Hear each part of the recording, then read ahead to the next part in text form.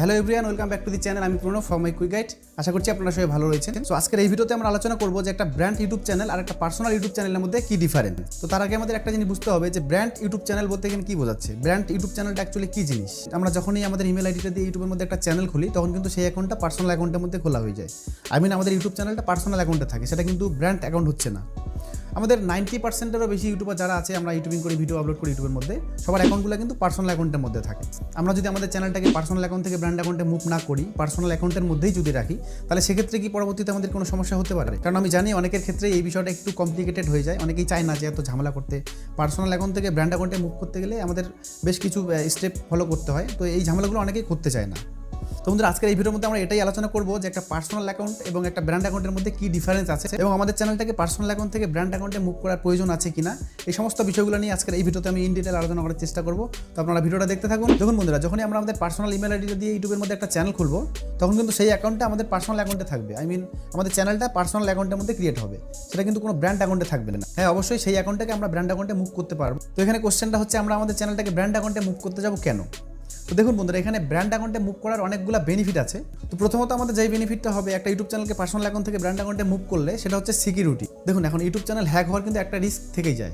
সেটা হয়তো আপনার চ্যানেলের মধ্যে এখন সাবস্ক্রাইবার কম আছে, সেটা আপনি বুঝতে পারছেন না, কিন্তু যাদের চ্যানেলে একটু সাবস্ক্রাইবার বেশি আছে, সেই সমস্ত চ্যানেলে কিন্তু সিকিউরিটির দিকে অবশ্যই গুরুত্ব দেওয়া উচিত। যখনই আমরা আমাদের চ্যানেলটাকে পার্সোনাল অ্যাকাউন্ট থেকে ব্র্যান্ড অ্যাকাউন্টের মধ্যে মুভ করবো, তখনই কিন্তু আমাদের চ্যানেলের সিকিউরিটি অনেক হাই হয়ে যাবে। এরকম না যে পার্সোনাল অ্যাকাউন্টের মধ্যে সিকিউরিটি থাকে না, পার্সোনাল অ্যাকাউন্টের মধ্যেও সিকিউরিটি থাকে। কিন্তু যখনই আমরা আমাদের চ্যানেলটাকে পার্সোনাল থেকে ব্র্যান্ড অ্যাকাউন্টের মধ্যে মুভ করবো, তখন কিন্তু আমাদের যে প্রাইমারি ইমেল আইডি থাকবে, সেই ইমেল আইডিটা কিন্তু একটা ওনারশিপের মধ্যে অ্যাড হয়ে যাবে। এই ওনারশিপকে কোনো চ্যানেল থেকে রিমুভ করে নতুন করে ওনারশিপ অ্যাড করতে কিন্তু একদিনের সময় লাগে।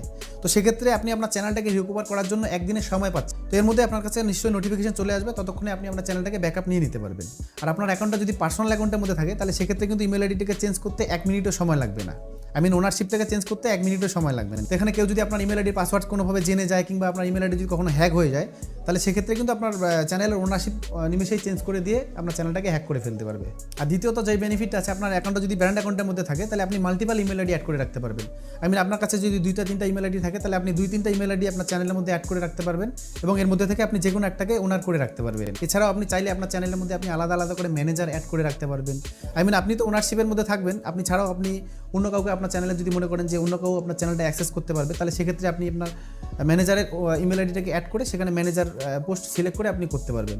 আপনার চ্যানেলের মধ্যে আপনি ম্যানেজারও অ্যাড করতে পারবেন আলাদা। আর তৃতীয়ত হচ্ছে, আমাদের চ্যানেলটা যদি একটা ব্র্যান্ড অ্যাকাউন্টের মধ্যে না থাকে, একটা পার্সোনাল অ্যাকাউন্টের মধ্যে থাকে, তাহলে পরবর্তীতে যখন আমরা আমাদের চ্যানেলটাকে ব্র্যান্ড অ্যাকাউন্টের মধ্যে মুভ করতে যাবো, তাহলে তখন সেক্ষেত্রে কিন্তু আমাদের একটা সমস্যা হবে। আমরা অনেকেই আমাদের চ্যানেলের মধ্যে যখনই 100 সাবস্ক্রাইবার কমপ্লিট হয়ে যায়, তখন কিন্তু আমাদের চ্যানেলের যে কাস্টম ইউআরএল থাকে, কাস্টম ইউআরএলটাকে কিন্তু ক্লেম করে নিই। ইউআরএলটাকে ক্লেম করে নিয়ে আমাদের চ্যানেলের নামে আমরা ইউআরএলটাকে করে নিই। পরবর্তীতে যখনই আমরা চ্যানেলটাকে পার্সোনাল থেকে ব্র্যান্ডে মুভ করতে যাবো, তখনই কিন্তু আমাদের যে কাস্টম ইউআরএলটা আছে, সেটা কিন্তু রিমুভ হয়ে যাবে। তো এক্ষেত্রে পরবর্তীতে আমাদের একটা সমস্যা হতে পারে। তো সেই জন্যই আমাদের প্রথমেই ব্র্যান্ড অ্যাকাউন্টে মুভ করে নেওয়াটা ভালো। এছাড়াও আরেকটা বেনিফিট আছে, যেটা হচ্ছে অনেক সময় আমাদের ইমেল আইডি চেঞ্জ করার দরকার হয়ে থাকে।